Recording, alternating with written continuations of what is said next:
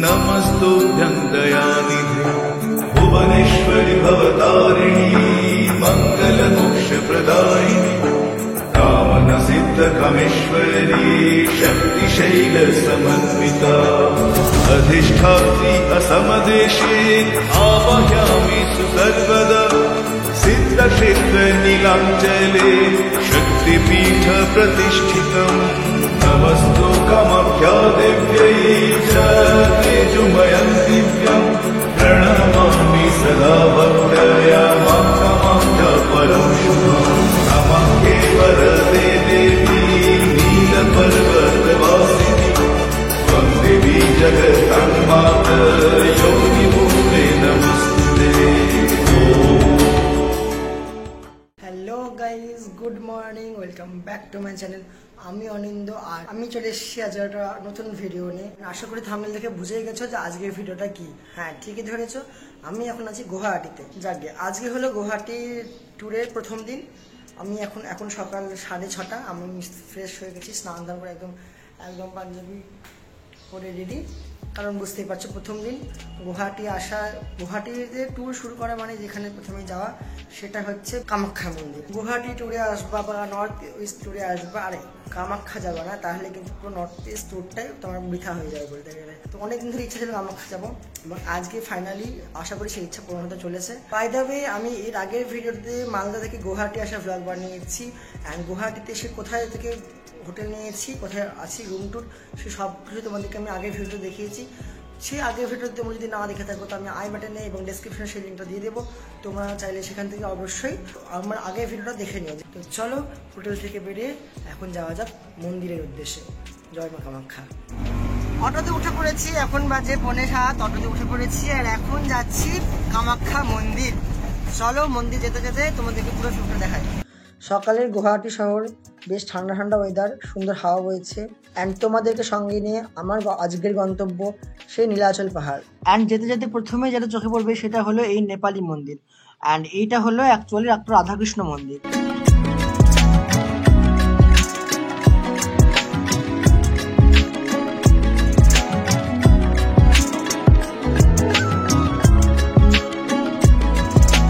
And কিছুটা যেতে যেতে এই সামনে দূরে যে ছোট্ট পাহাড়টা দেখতে পাচ্ছ এটাই হচ্ছে নীলাচল পাহাড় অ্যান্ড আমরা আজকে সেখানেই যাব, মা কামাখ্যার মন্দিরে। পল্টন বাজার থেকে কামাখ্যা মন্দিরের দূরত্ব হচ্ছে প্রায় 8 কিলোমিটার। তোমরা দুভাবে যেতে পারো। প্রথমত তোমরা পল্টন বাজার থেকে কামাখ্যা মন্দির পর্যন্ত ডাইরেক্ট অটো বা বাসে চলে যেতে পারো, কিংবা তোমরা পল্টন বাজার থেকে প্রথমে যেতে পারো কামাখ্যা গেট এবং সেখান থেকে আবার গাড়ি চেঞ্জ করে যেতে পারো কামাখ্যা মন্দির। অ্যান্ড এই যে সামনে গেটটা পেরোলাম এটাই হচ্ছে কামাখ্যা গেট। পল্টন বাজার থেকে কামাখ্যা গেটের দূরত্ব হচ্ছে প্রায় 5 কিলোমিটার এবং কামাখ্যা গেট থেকে কামাখ্যা মন্দিরের দূরত্ব হচ্ছে প্রায় 3 কিলোমিটার। অ্যান্ড কামাখ্যা গেট পেরোলেই পাহাড়ি রাস্তা শুরু হয়ে যাবে। তো চলো পাহাড় যেতে যেতে যাওয়া যাক কামাখ্যা মন্দির।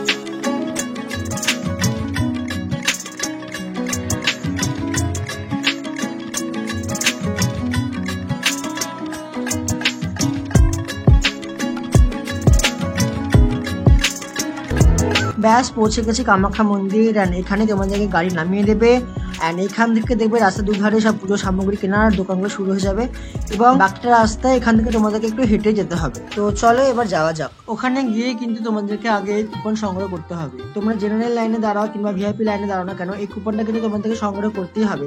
কারণ কুপন সংগ্রহ না করলে মূল গর্ভগৃহে ঢোকার আগে তোমাদেরকে এই কুপনটা কিন্তু জমা নেবে অ্যান্ড তখন যদি কুপন না থাকে তাহলে কিন্তু তোমরা ঢুকতে পারবে না অ্যান্ড অতক্ষণ লাইনে দাঁড়িয়ে থেকেও কিন্তু তোমরা দর্শন করতে পারবে না। তাই কুপনটা প্রথমে সংগ্রহ করে নেবে। এখান থেকে ভিআইপি লাইনে দাঁড়ানোর জন্য কুপন পাওয়া যায়, কিন্তু সেটা নেওয়ার জন্য তোমাকে অনেক ভোরবেলা আসতে হবে কারণ ভিআইপি লাইনের কুপন খুব তাড়াতাড়ি শেষ হয়ে যায়। তাই সারাদিন ভিআইপি লাইনের কুপন পাবে না। আর এটা হচ্ছে জেনারেল লাইনে দাঁড়ানোর কুপন। জেনারেল লাইনে কুপনের জন্য কোনো পয়সা লাগবে না, কিন্তু ভিআইপি লাইনে কুপনের জন্য তোমাদেরকে পার হেড 500 টাকা করে দিতে হবে। অ্যান্ড হ্যাঁ, এই কুপনটা কিন্তু তোমরা হারিয়ে দেবে না, এই কুপনটা কিন্তু যত্ন করে তোমাদের সঙ্গেই রেখে দেবে। এরপর কিছুটা গিয়ে দেখতে পাবে মন্দিরে যাওয়ার সিঁড়ি শুরু হচ্ছে এবং সিঁড়ির দুপাশে অনেক রকমের দোকান বসে। তোমরা যে কোনো দোকান থেকে তোমাদের পছন্দ মতো পুজোর সামগ্রী কিনে নিতে পারবে।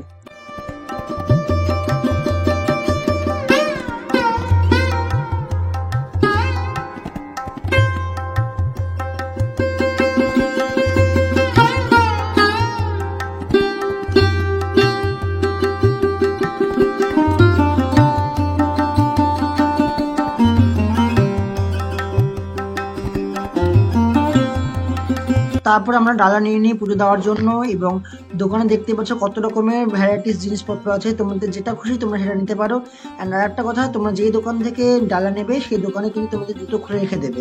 পুজো দেওয়ার পর সেই দোকানে আবার ডালা ঝুড়িটা ব্যাগ দিয়ে সেখান থেকে তোমরা জুতো নিয়ে চলে যেতে পারবে। এর জন্য কিন্তু তোমাদের কোনো এক্সট্রা পয়সা দিতে হবে না। তো পুজোর জন্য ডালা নিয়ে এবার যাবো মন্দিরের দিকে। অ্যান্ড এই যে সামনে যে মেন দরজাটা দেখতে পাচ্ছ, এটাই হচ্ছে মন্দিরে ঢোকার জন্য মেন প্রবেশদ্বার।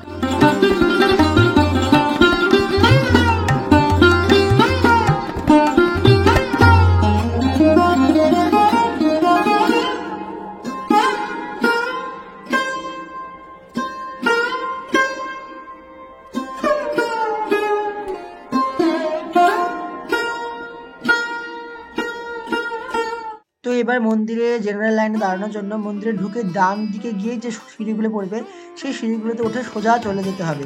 তারপর কিছুটা হেঁটে গেলে তোমরা জেনারেল লাইনে দাঁড়ানোর জন্য ঘর দেখতে পেয়ে যাবে। মন্দিরে ঢুকে দেখতে পাবে যে সামনে আরেকটা লাইন দাঁড়ানো আছে, কিন্তু সেই লাইনে কিন্তু ভুল করে দাঁড়িয়ে যাবে না, সেটা হচ্ছে ভিআইপি লাইনের জন্য। যারা ভিআইপি টিকিট কাটবে তারা শুধু সেই সামনে লাইনটাতে দাঁড়াবে। এবং জেনারেল টিকিট কাটতে গেলে এই পিছন দিক দিয়ে ঘুরে কিছুটা হেঁটে তোমাদেরকে যেতে হবে, এবং সেখানে তোমাদেরকে ঢুকে টিকিটটা তোমাদেরকে চেক করে তারপর কুপন যেটা দিয়েছিল সেই কুপন তোমাদেরকে চেক করে তারপর তুমি ঘরে ঢোকানোর ব্যবস্থা করবে। এই দেখো, এখানে কিন্তু প্রথমে কুপনটা দিয়ে তোমাদেরকে সে একটা স্ট্যাম্প মেরে দেবে এবং তারপরে তোমরা ভিতরে ঢুকতে পারবে।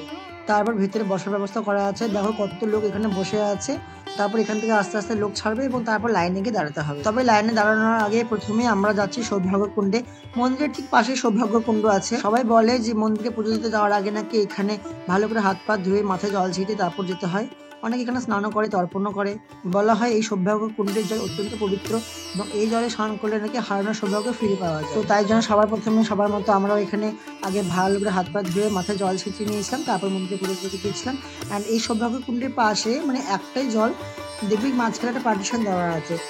এই দিকটাতে মানুষের হাত পা ধোয়ার জন্য, এবং আরেকটা যেটা জল ওই দিকটা হচ্ছে মা কামাখ্যার নিত্যদিনের স্নানের জল, ওইখান থেকে দেওয়া হয় এবং ওই জলটা কাউকে স্পর্শ করতে দেওয়া হয় না। অ্যান্ড সৌভাগ্যকুণ্ডের ঠিক ওইখানে গণপতির মন্দির আছে এবং সৌভাগ্যকুণ্ডে হাত পা ধুয়ে গণপতিকে প্রণাম করে তারপর মা কামাখ্যার কাছে যেতে হয়, এটাই নাকি নিয়ম। অ্যান্ড এইখান থেকে দূরে যে খাঁচার মতো দেখতে পাচ্ছ ঘরগুলো, ওই খাঁচার ভিতরে ঘরের মধ্যে দিয়ে কিন্তু আমাদেরকে পুরো লাইন দিয়ে যেতে হবে। এখন বাজে সকাল 8টা অ্যান্ড আমরা এখন ডালা নিয়ে এখানে এখন ঘরের মধ্যে বসে আছি। এখানে জানি না কতক্ষণ লাগবে, কারণ অনেক ভিড়, প্রচুর লোক। যারা ভিআইপি পাস কেটে যেতে চাও তাদের জন্য 501 টাকা করে এক একজনের ভিআইপি পাস। সেই লাইনে প্রচুর ভিড়, আর জেনারেল লাইনে কোনো ভিড় নেই, বসে থাকতে হবে শুধু। তো এখন দেখা যায় কতক্ষণ লাগে, কতক্ষণ পর দর্শন করে মানে মায়ের দেখা পাই। তো পুরো লাইন দিয়ে ভেতরে যেতে হবে। তো যাওয়ার সময় সবটাই তোমাদেরকে দেখাবো। কামাখ্যা মন্দির হলো 51 সতীপীঠের মধ্যে অন্যতম সতীপীঠ, এবং যে যার আদি সতীপীঠ আছে সে যারা আদি সতীপীঠের মধ্যে কামাখ্যা মন্দির হলো একটা সতীপীঠ। কলকাতায় কালীঘাট, পুরী জগন্নাথ মন্দিরের ভিতর বিমলা মন্দির, পুরী থেকে কিছুটা দূরে ব্রহ্মপুত্রে মা তারাতারিণীর মন্দির এবং গুয়াহাটিতে এই কামাখ্যা মন্দির, এই 4 হলো আদি সতীপীঠ এবং তার মধ্যে এই কামাখ্যা হলো অন্যতম সতীপীঠ। দক্ষ যুগে বিনাশের পর মা সতীর মৃতদেহ নিয়ে যখন মহাদেব তাণ্ডব নৃত্য করছিলেন, তখন নারায়ণ তার সুদর্শন চক্র দিয়ে মা সতীর দেহ 51 খণ্ডে ভাগ করে দিয়েছিলেন এবং সেই 51 খণ্ড পৃথিবী যে জায়গায় পড়েছে তাই সতীপীঠ হিসেবে পরিচিত হয়েছে। এবং এই কামাখ্যাতে মায়ের যোনি অংশ পতিত হয়েছে, তাই এই কামাখ্যা হচ্ছে মহাপীঠ। শুধু মহাপীঠই নয়, এই কামরূপ কামাখ্যা হলো সর্বশ্রেষ্ঠ তন্ত্রপীঠ। বলা হয় কোনো সাধক অন্য কোনো স্থানে 12 বছর জপ তপ করে যে সিদ্ধি পায়, এইখানে মাত্র 1 বছর সাধনা করলে সেই সমান সিদ্ধি লাভ ঘটে। তাই জন্য এই পীঠ সর্বশ্রেষ্ঠ তন্ত্রপীঠ। যদিও এখানে সারা বছর অনেক রকমের সাধু সন্ত তান্ত্রিকদের দেখা পাওয়া যায়, তবে আষাঢ় মাসে অমাবাস্যার সময় এখানে দূর দূরান্ত থেকে প্রচুর পরিমাণে সাধু সন্ত তান্ত্রিকদের আগমন ঘটে।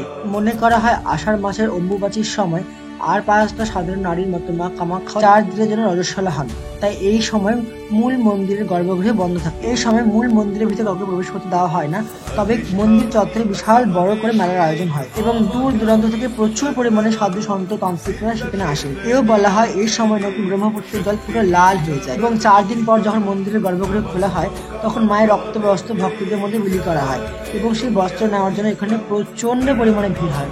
তাই এই স্থানের মাহাত্ম্য এতটাই যে এই স্থানকে বলা হয় তীর্থচূড়ামণি। প্রায় 2 ঘন্টা বসে থাকার পর আমাদের এখন ডাক পড়েছে এন্ড আমরা এখন ওই ঘর থেকে বেরিয়ে এই লাইনের মধ্যে দিয়ে যাচ্ছি। এন্ড ওই পাশে যে জলাশয়টা দেখতে পাচ্ছ ওইটাই হচ্ছে সৌভাগ্য কুণ্ড।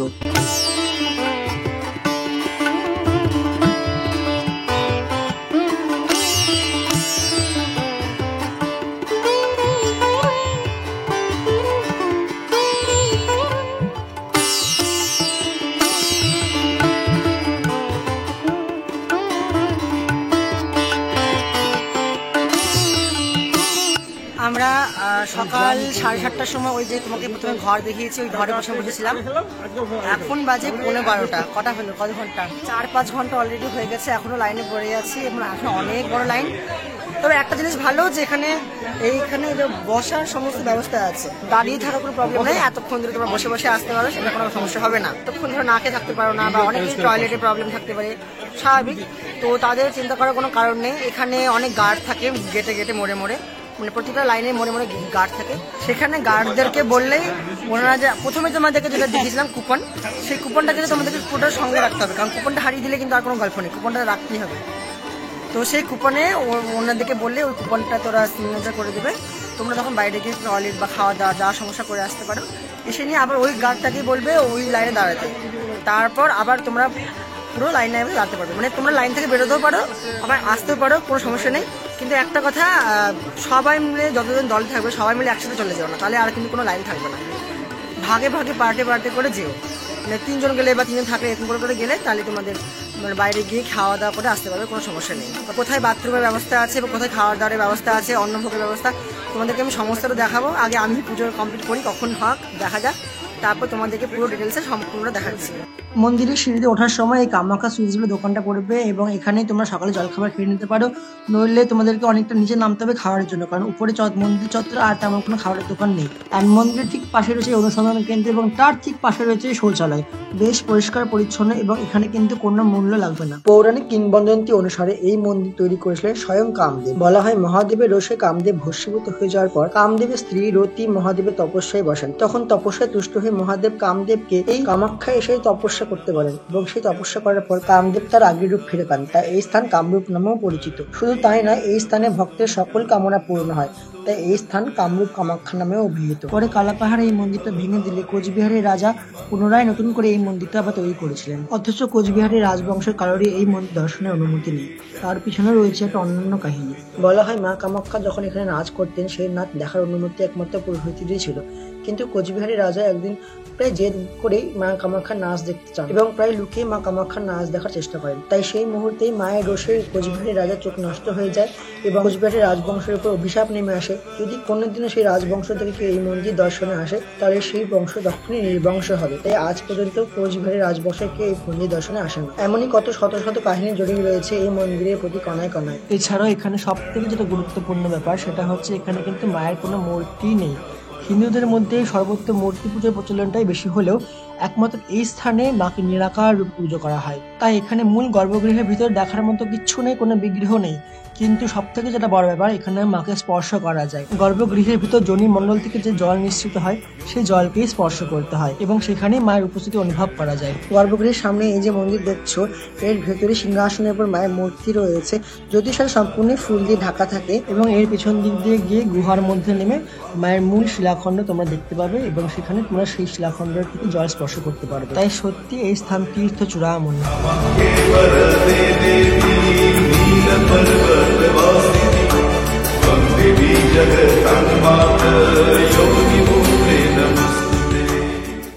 প্রায় 2টো বেজে গিয়েছিল এবং আমরা তখন পর্যন্ত লাইনে দাঁড়িয়েছিলাম এবং এরপর আর মোবাইলটি নিয়ে ঢুকতে দেয়, কিন্তু মোবাইল নিয়ে ভিডিও করা অ্যালাউ নাই। তো তাই জন্য আমি আর মোবাইল নিয়ে ভিডিও বানাইনি। তো চলো একেবারে মায়ের দর্শন করে তারপর বেরিয়ে তোমাদের সঙ্গে দেখা করছি। এখন বাজলো 2:30 অ্যান্ড আমরা এতক্ষণে পুজো দিয়ে বেরোলাম। মানে সিরিয়াসলি প্রচণ্ড ভিড়, যারা জেনারেল লাইনে দাঁড়াচ্ছে তাদের প্রায় 7-8 ঘন্টা লাইনে দাঁড়িয়ে এখন আমরা ঠাকুর দিয়ে বেরোলাম।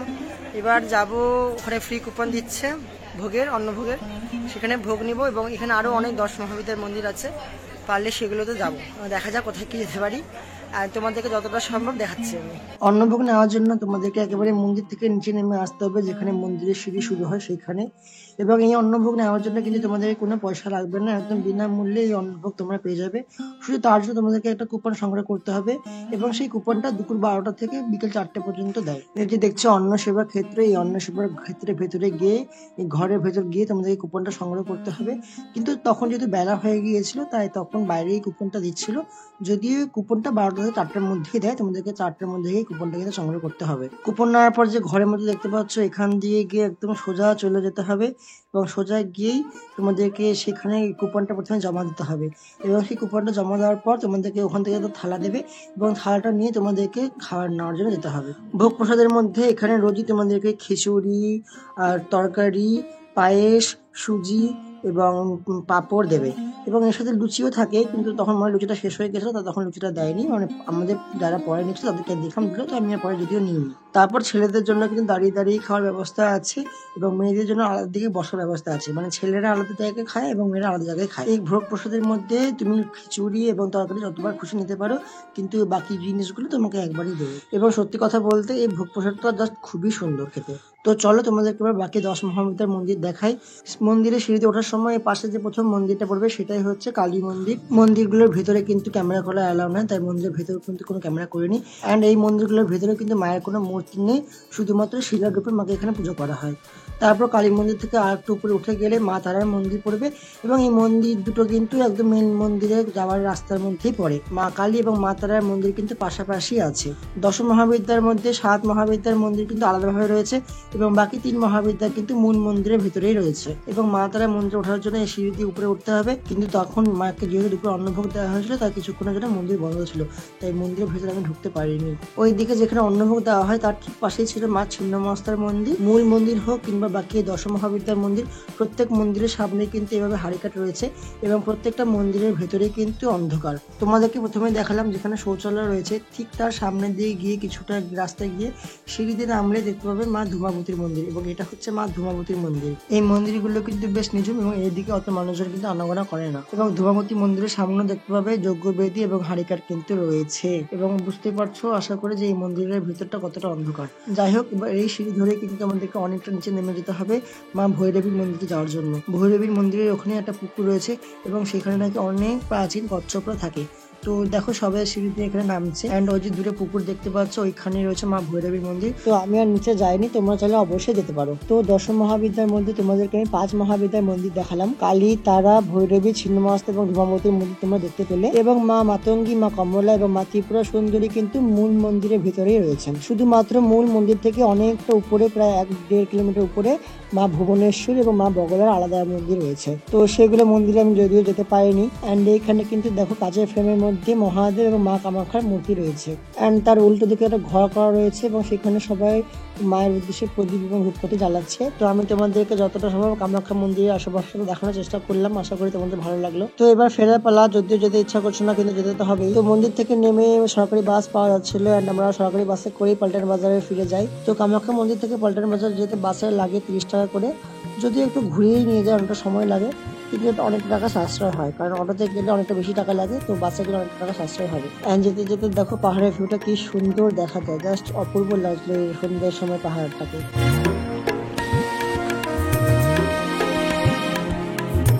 তো আজকের ব্লগটা আমি এখানেই শেষ করছি, আশা করছি তোমাদের ভালো লাগলো। আর সত্যি এই ভিডিওটাকে ভালো লেগে থাকলে ভিডিওটাকে প্লিজ একটা লাইক করে দিও অ্যান্ড আমার চ্যানেলে নতুন হয়ে থাকলে প্লিজ এই চ্যানেলটাকে সাবস্ক্রাইব করে পাশে থাকা বেল আইকনটাকে প্রেস করে দিও। দেখা হচ্ছে নেক্সট ভিডিওতে, ততক্ষণ জন্য খুব ভালো থেকো, বাই।